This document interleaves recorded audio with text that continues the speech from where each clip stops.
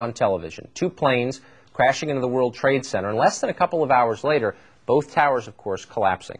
My next guest says that hijackers may not have brought down the towers by themselves.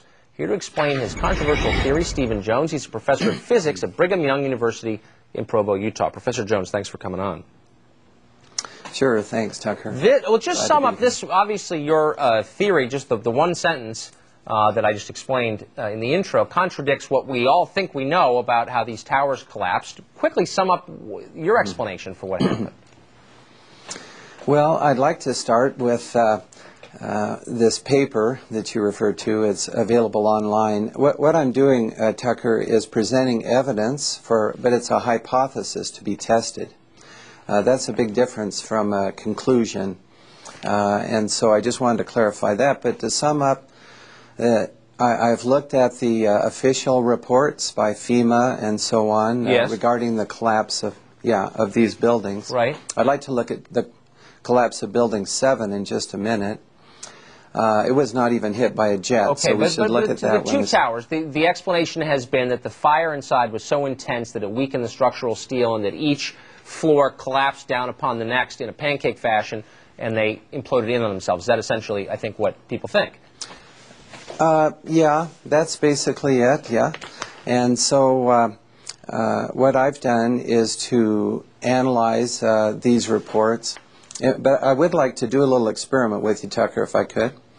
I sent out a video clip of the collapse of Building 7, because most people haven't actually seen that one, and that's the crux of the argument that I'm presenting. Okay, sum up very quickly the argument for us. You believe there were explosives in the buildings planted by someone, detonated. Well, yeah. Is that correct?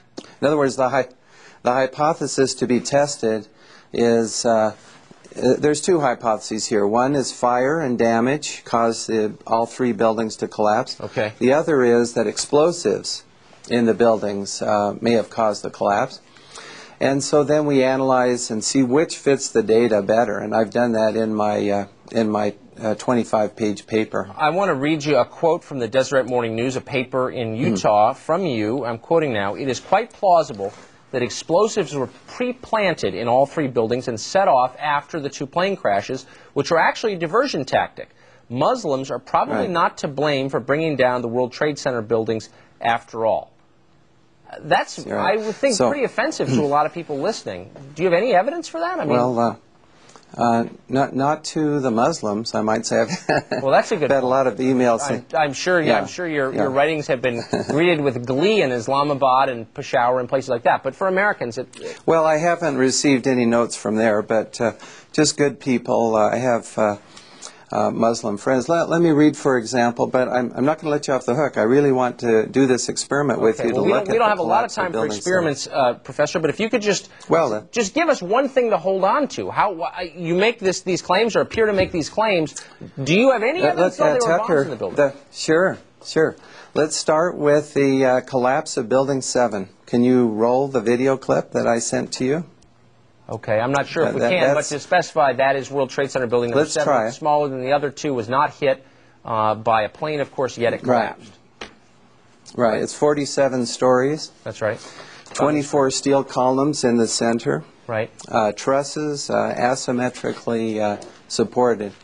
Now, I can't see what you're seeing, so we just see the building. And just so our viewers know, the explanation that I think is conventional is that there was a large tank of diesel fuel stored in the lower level of that, which caught fire, and the resulting fire collapsed the building. Well, that's basically it, yeah. But as we read in the FEMA report, it says here, and I put this in my paper, of course, the best hypothesis, which is the only one they looked at, fire, has only a low probability of occurrence. Further investigation, analyses are needed to resolve this issue, and I agree with that. Okay. But they admit there's only a low probability. And if you look at the collapse, you see what I've studied is the fall time, the symmetry, the fact that it first dips in the middle, that's called the kink, which is very characteristic, of course, All right. of controlled demolition. Professor, I am sorry that we are out of time, and I'm not sure that. Whoa. One other thing I want to mention about. Okay, if you can hit it. Okay. With it quickly. All right. Okay. Here we go. Molten metal in the basements of all 3 buildings. Right. And yet, all scientists now reasonably agree that the fires were not sufficiently hot to melt the steel. So what is this molten metal? It's a direct evidence for the use of high-temperature explosives such as thermite. Thermite produces molten iron as an end product. Okay. So we do have...